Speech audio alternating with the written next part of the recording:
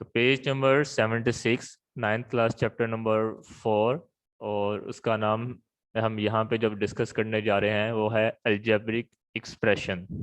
ठीक है, तो इस चीज़ को देखने के लिए कि ये अलजेब्रिक एक्सप्रेशन क्या होता है, हम छोटी सी बेसिक्स टर्म्स जो हम लोगों ने 8th क्लास में 7th क्लास में डिस्कस की थी, तो वो हम ज़रा दोबारा देख लेते हैं। वो ये कि यहाँ पे मैं एक कुछ एग्जांपल्स लिखता हूँ। For example x square minus 4x plus 5। ठीक है, तो अब ये क्या है कि ये एक टर्म है। ठीक है, ये दूसरी टर्म होगी और ये तीसरी टर्म आपके पास आ गई। ठीक है, तो इनको हम क्या बोलेंगे कि ये आपके पास तीनों सेपरेट जो है वो टर्म्स कहलाती हैं। ये मेंशन कर दिया हमने, ठीक हो गया। तो इसके अंदर हमारे पास कुछ वेरिएबल्स यूज हो रहे हैं, जैसे कि ये x है। ठीक है, हो सकता है कि साथ y भी हो, तो ये जो x और y है, ठीक है, ये आपके पास क्या कहलाता है, वेरिएबल्स कहलाएगा।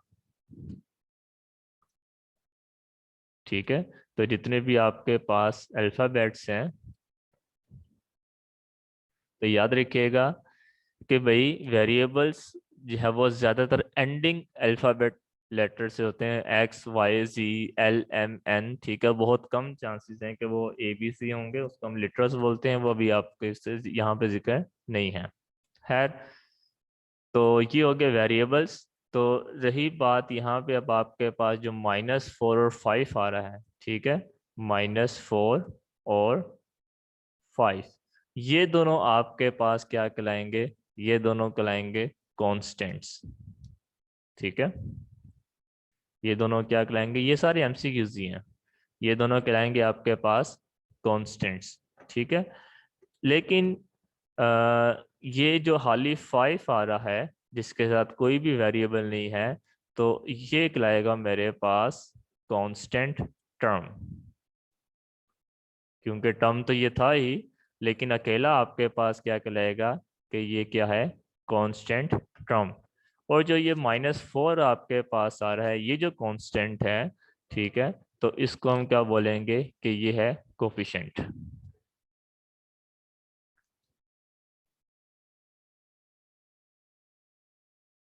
याद रहेगा। तो बच्चे, -4 और 5 ये दोनों कांस्टेंट हैं। ठीक है, वर्ड पे गौर कीजिए मैं बोल क्या रहा हूँ। -4 और 5 ये दोनों कांस्टेंट वैल्यूज हैं, लेकिन जब 5 को लदा पढ़ा जाएगा तो ये कांस्टेंट नहीं बल्कि कांस्टेंट टर्म कहलाता है। ठीक है, तो जब टर्म वर्ड ये साथ आ जाए तो फिर हम सिर्फ 5 को देखेंगे, लेकिन हाल ही अगर कांस्टेंट बोला जाए तो यहाँ पे हमारे पास -4 है, 5 है, जबकि एक्स के साथ भी कोई वैल्यू नहीं आ रही। तो जब कोई वैल्यू नहीं आती तो हमें पता है कि वहां पे क्या होता है, 1। तो ये भी आपके पास 1 क्या होगा, कांस्टेंट होगा। ठीक है, तो यहाँ पे मैं 1 भी लगा देता हूँ। क्या अब हमारे पास कांस्टेंट हो गए 5, -4 और 1। क्लियर हो गया। लेकिन जब हम देखें कि भाई वो कांस्टेंट वैल्यूज जो कि वेरिएबल के साथ आती हैं, उसको हम क्या बोलते हैं कि वो कोफिशिएंट है। ठीक है, तो ये आपने इस चीज को याद रखना होगा। तो अब हमारे पास यहाँ पे वेरिएबल्स हैं, कांस्टेंट्स हैं। ठीक है, तो इधर मैं मेंशन कर लेता हूँ, कॉम्बिनेशन ऑफ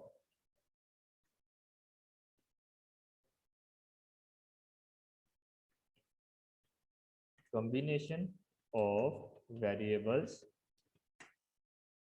और इसके अलावा कौन क्या था आपके पास, कांस्टेंट टर्म्स। ठीक है, और इसके अलावा आपके पास क्या है, ऑपरेटर्स। ऑपरेटर्स कौन से, ये प्लस माइनस मल्टीप्लाई डिवाइड, ये आपके पास क्या कहलाता है, ऑपरेटर्स कहलाता है। ठीक है, ठीक है, तो वो आपके पास क्या कहलाता है, ऑपरेटर्स के जो प्लस माइनस मल्टीप्लाई डिवाइड, ये ऑपरेटर्स कहलाते हैं।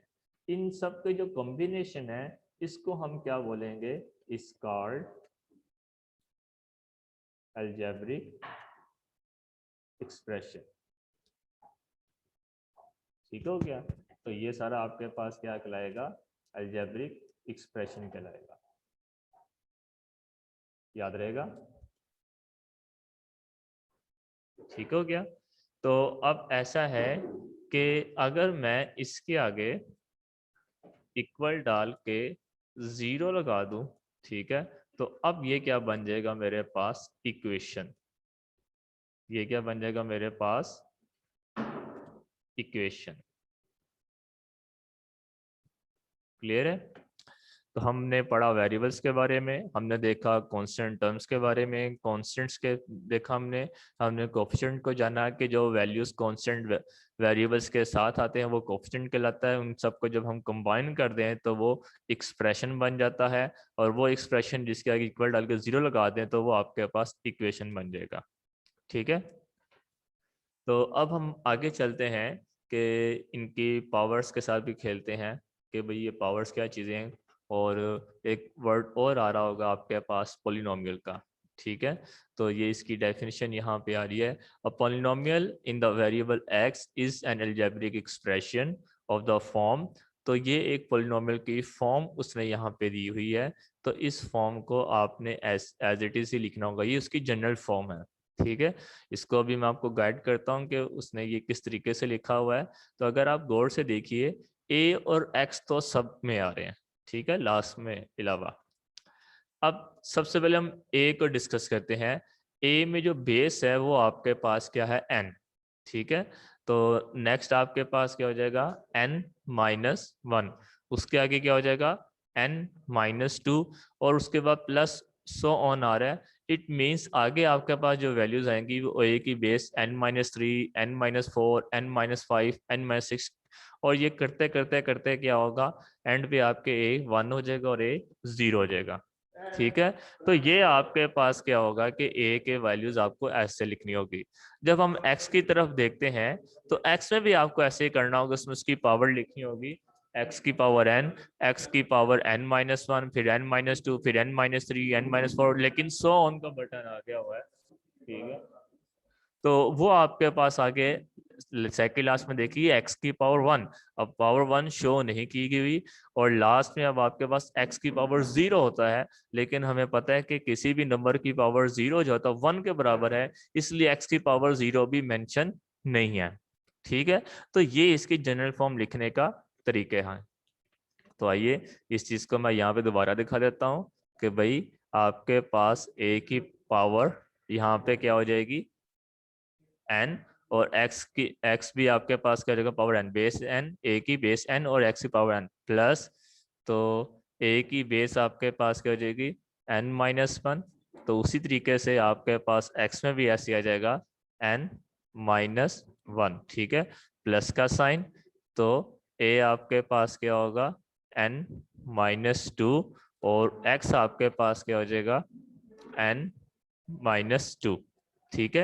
ये वैसे चलता जाएगा। प्लस अब थ्री वाला लिखने की जरूरत नहीं है, क्योंकि आगे थ्री फोर अगर आप लिखना चाहो तो लिख लो, वो भी ऐसे आएंगे। खैर, आगे एंड पे जाते हुए सेकंड लास्ट में आपके पास क्या हो जाएगा कि ये हो जाएगा आपके पास ए की बेस एन।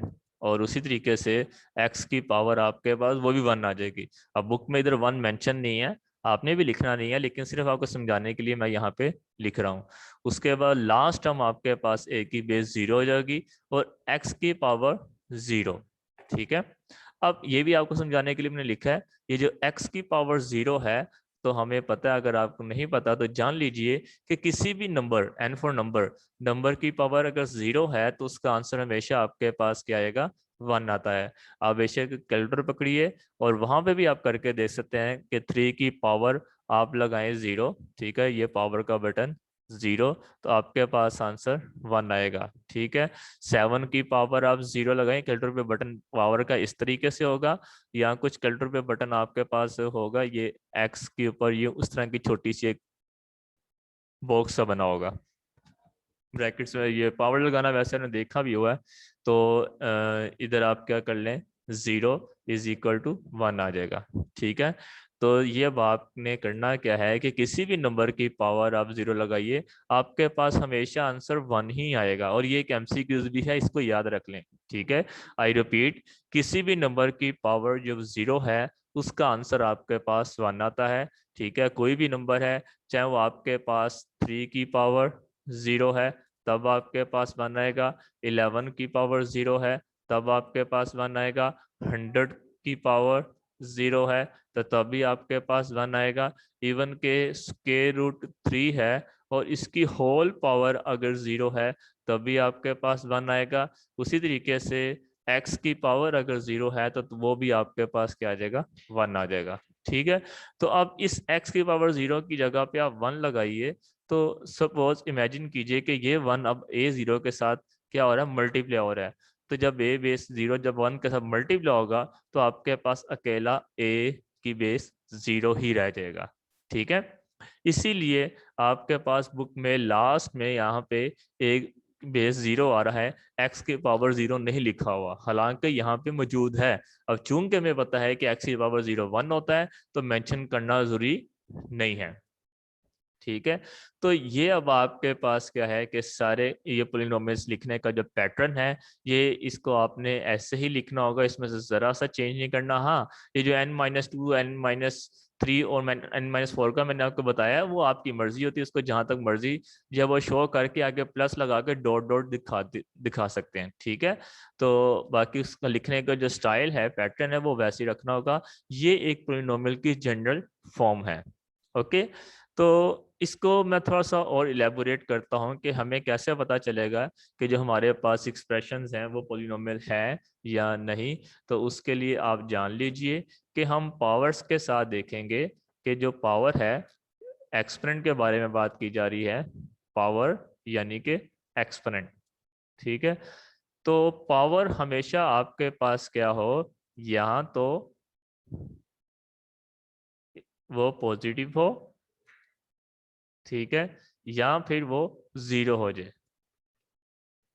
ठीक है, तो अगर किसी भी एक्सप्रेशन में वेरिएबल की जो पावर है, एक्सपोनेंट है, वो पॉजिटिव है, ठीक है, मैंने पावर की बात की है, एक्सपोनेंट की बात की है, याद रखिएगा। तो वो अगर पॉजिटिव या जीरो है, ठीक है, और किसी भी टर्म के अंदर जो है वो इसके अलावा कोई दूसरी चीज नहीं है, तो तब आप कह सकते हो कि वो पोलिनोमियल है। ठीक है, इसकी कुछ एग्जांपल बताता हूँ, फिर आपको समझ आएगा कि भाई ये मैं क्या कहना चाह रहा हूँ। तो देखिए, मैं इसकी कुछ एग्जांपल लिखता हूँ यहाँ पे। तो अब ऐसा है कि x cube minus 3x square plus 4x और -7। अब यहाँ पे जरा गौर से देखिए कि ये जो आपके पास 3 है, क्या ये पॉजिटिव है, यानी कि जो पावर है। Okay, fine. उसके बाद अम, ये वाली जो एक्स की पावर है वो भी पॉजिटिव है। Okay, fine. इस एक्स की पावर शो नहीं हो रही, इट मीन यहाँ पे एक्स की पावर क्या होगी, वन होगी, लेकिन वो भी पॉजिटिव है। Okay, fine. यहाँ पे तो एक्स मौजूद नहीं है, तो इस बात का आप ख्याल रखिएगा, जहाँ पे x मौजूद नहीं है इट डज नॉट मीन कि भाई यहाँ पे x नहीं है। एक्चुअली ये -7x की पावर जीरो होता है। ठीक है, तो -7x की पावर जीरो, आपको तो पता है कि वो तो वन के बराबर होता है। तो -7 जब वन के साथ मल्टीप्लाई होगा तो यकीनन वो आपके पास -7 ही आ जाएगा, इसलिए हम यहाँ पे x की पावर जीरो मेंशन नहीं करते। ठीक है, तो इट मींस यहाँ पे जाहिर सी बात है एक्स की पावर जीरो तो आ रहा होगा, तो जीरो भी हमें अलाउ था कि भाई पॉलिनोमियल में जो आपके पास पावर है या तो पॉजिटिव हो जाए या फिर जीरो हो जाए, हमें ये दो चीजें शर्तें मंजूर हैं, इसके अलावा कुछ ना हो। तो ये हमारी सारी शर्तें कबूल कर रहा है, तो हम कह सकते हैं कि भाई ये हमारे पास क्या है, पॉलिनोमियल है। ये एक्सप्रेशन आपके पास क्या है कि पॉलिनोमियल नहीं है, जो है।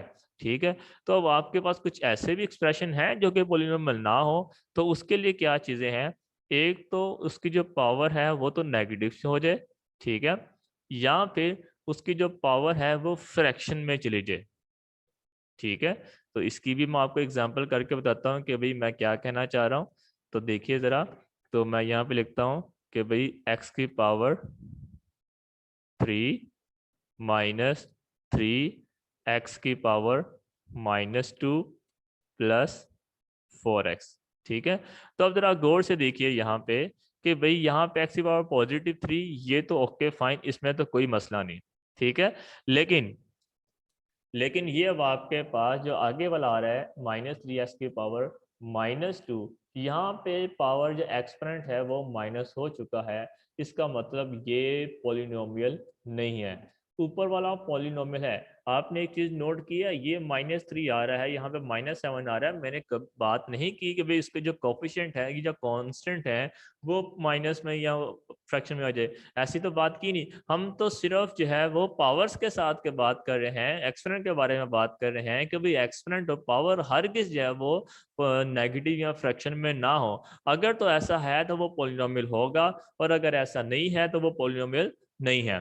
ठीक है, अब नीचे वाले में देखिए जरा, इस वाले एग्जांपल के अंदर यहाँ पे आपके पास जो दूसरे टर्म में x के पावर -2 नेगेटिव आ चुका है। ठीक है, पावर की बात कर रहा हूँ, कोफिशिएंट की बात नहीं कर रहा। कोफिशिएंट नेगेटिव हो सकते हैं, फ्रैक्शन में आ सकते हैं, कोई इशू नहीं। यानी कि ये काम आप ऐसे कर सकते हो, x की पावर 4 है, -3x³ है, और +1/2x² प्लस 3। आप ये काम तो कर सकते हो, यानी कि x की पावर 4 पॉजिटिव है, x की पावर क्यू। अब ये -3 को नहीं देखना, ये तो कॉन्फिशिएंट है, इसकी तो बात ही नहीं की मैंने, सिर्फ एक्सपोनेंट की पावर की बात की थी। ठीक है, उसके अलावा अब आप ये भी कहोगे कि भाई कोफिशिएंट 1/2 फ्रैक्शन में आ चुका है, तो मैं फिर वही कहूंगा कि भाई मैंने तो कोफिशिएंट की बात ही नहीं की, मैं तो बात कर रहा था पावर की, एक्सपोनेंट की। तो ये जो पावर है, ये जो एक्सपोनेंट है, ये यहाँ पे ये पॉजिटिव है और फ्रैक्शन में नहीं है, तो हमने सिर्फ इसको देखना है, और यहाँ पे तो वैसे ही मौजूद नहीं है, तो इट मींस ये पॉलिनोमियल है। ठीक है, बेशक इसका कोफिशिएंट में माइनस का साइन आ रहा है, फ्रैक्शन में आ रहा है, हमें उससे कोई कंसर्न नहीं। हमारा जो नजरिया है वो सिर्फ पावर्स के साथ है। तो इसी तरीके से अगर मैं इसके एक एग्जांपल लेता हूँ कि भाई x की पावर 1/2 है, ठीक है, एंड -3x। तो अब गौर से देखिए, यहाँ पे इसके इस पहले वाले में आपके पास वेरिएबल में x की पावर फ्रैक्शन में आ चुकी है, तो अब ये भी पॉलिनोमियल नहीं रहा, और ऊपर वाला भी पॉलिनोमियल नहीं है, क्योंकि उसमें पावर नेगेटिव आ गई, नीचे वाले में पावर फ्रैक्शन में आ गई। अलबत्ता कोफिशिएंट या कांस्टेंट नेगेटिव आए, फ्रैक्शन में आए, पॉइंट में आए, उससे हमें कोई मसला नहीं, हमने सिर्फ पावर्स को देखना होगा। ठीक हो गया, तो ये यहाँ से हमें पता चलेगा कि कौन सा पॉलिनोमियल है और कौन सा पॉलिनोमियल नहीं है। ठीक है, इसी चीज को देखते हुए अगर हम बात करते हैं 4.1 में, तो वहां पे उसने पहले ही क्वेश्चन में लिखा हुआ है कि identify whether the following algebraic expressions are polynomials, yes और नो। बताओ कि नीचे दिए गए जो अलजेब्रिक एक्सप्रेशंस हैं वो पॉलिनोमियल हैं या नहीं। तो अगर आप इसमें फर्स्ट पार्ट में देखिए, यहाँ पे लिखा हुआ है 3x² प्लस 1/x -5। तो देखो 3x², यहाँ पे x² है, स्केयर पॉजिटिव है, ओके फाइन, प्लस 1/x। अब आपको लग रहा होगा भाई x की पावर 1 है यहाँ पे, तो ये भी पॉजिटिव है। लेकिन आप इसको जब एक लीनियर फॉर्म में लेके आओ, इस x को जब आप ऊपर लेकर आएंगे, ठीक है, तो वो x की पावर पहले 1 थी, तो ऊपर जाके क्या हो जाएगी, -1। ठीक है, तो अब ये नेगेटिव हो चुका है, इट मींस ये पॉलिनोमियल नहीं है। ठीक है, इसका आंसर बेशक बुक के ऊपर ही लिखोगे कि not a polynomial, not a polynomial. क्यों नहीं है, क्योंकि ये x जब ऊपर जाता है तो वो x की पावर -1 हो जाएगा, तो इस पर हम कह सकते हैं कि भाई ये पॉलिनोमियल नहीं है। जबकि इसका सेकंड पार्ट देखिए, वो है आपके पास 3x³ -4x²। 3x³ x³ positive, okay fine, -4x² x² में square positive, okay fine, -x जिसकी पावर 1 है, और साथ स्क्वायर रूट x भी आ रहा है +3। तो अभी भी आपको शायद ऐसा लग रहा हो कुछ बच्चों को कि भाई ये भी पोलिनोमियल है, लेकिन अगर आप गौर से देखिए इस स्क्वायर रूट एक्स को, तो स्क्वायर रूट एक्स आपके पास, अगर हम इसको ओपन करें, चैप्टर नंबर 2 में आपको सीखा हुआ है, इसको एक्सपोनेंट में करें तो ये एक्स की पावर 1/2 बन जाता है। एक्सपोनेंशियल फॉर्म इसकी, एक्स की पावर स्क्वायर रूट 2 है, स्क्वायर रूट एक्स है, तो ये एक्सपोनेंशियल फॉर्म में एक्स की पावर 1/2 बन जाएगा, तो फ्रैक्शन में आ चुका है। इट मींस ये भी पॉलिनोमियल नहीं है। तो इसके आगे भी आप सिंपल लिख दो, बुक के ऊपर लिखें it is not a polynomial. आइए थर्ड पार्ट देखिए, x square, fine, okay, -3x, x की पावर 1, ओके फाइन, इसमें भी कोई मसला नहीं, प्लस स्क्वायर रूट 2। अब आप फौरन कहोगे कि जैसे इधर स्क्वायर रूट आया था तो हमें पता चल गया था कि भाई ये इसकी पावर 1/2 है, 1/2 बन जाते फ्रैक्शन में करने के बाद, तो ये पॉलिनोमियल नहीं था। तो आप फौरन कहोगे कि ये भी पॉलिनोमियल नहीं है, लेकिन मैं कहूँगा है। वो कैसे? क्योंकि वहां पे x के ऊपर स्क्वायर रूट का साइन था, लेकिन यहाँ पे x के ऊपर नहीं बल्कि एक नंबर के ऊपर है। तो अब जरा मामला कुछ और है। जब वेरिएबल के ऊपर पावर्स होती हैं तो हमने उसको देखना होता है, हमने इस चीज को हरगिज नहीं देखना कि नंबर के ऊपर क्या आ रहा है। इसका मतलब क्या हुआ है कि ये x की पावर 2 है, यहाँ पे x की पावर 1 है, यहाँ पे x मौजूद नहीं है, या अगर होता तो x की पावर 0 होता। तो इसका मतलब यहाँ पे इस केस में ये पॉलिनोमियल है, ठीक है, इस केस में ये पॉलिनोमियल है और ये इसका राइट आंसर है। कि भाई स्क्वायर रूट 2 के ऊपर है ना, वो तो एक नंबर है, वो तो एक कांस्टेंट है, तो हमने कांस्टेंट टर्म को थोड़ी देखना है, हमने तो वेरिएबल की पावर को देखना है। तो कांस्टेंट टर्म माइनस में हो सकती है, फ्रैक्शन में भी हो सकती है, स्क्वायर रूट में हो सकता है, उससे हमें कोई कंसर्न नहीं। हमें वेरिएबल की पावर्स को देखना होता है, वेरिएबल के एक्सपोनेंट को देखना होता है। जबकि 4 पार्ट में 3x तो ऊपर ठीक है, लेकिन जो नीचे वाला 2x - 1 है, इसमें फिर मसला आ गया, वो नीचे चला गया, जो ऊपर आएगा तो फिर उसने फिर पावर नेगेटिव में कर देनी है। तो यूं हम कह सकते हैं कि ये भी पोलिनोमियल नहीं है, सिर्फ थर्ड वाला पोलिनोमियल है, इसके अलावा कोई भी पोलिनोमियल नहीं है। ठीक हो गया?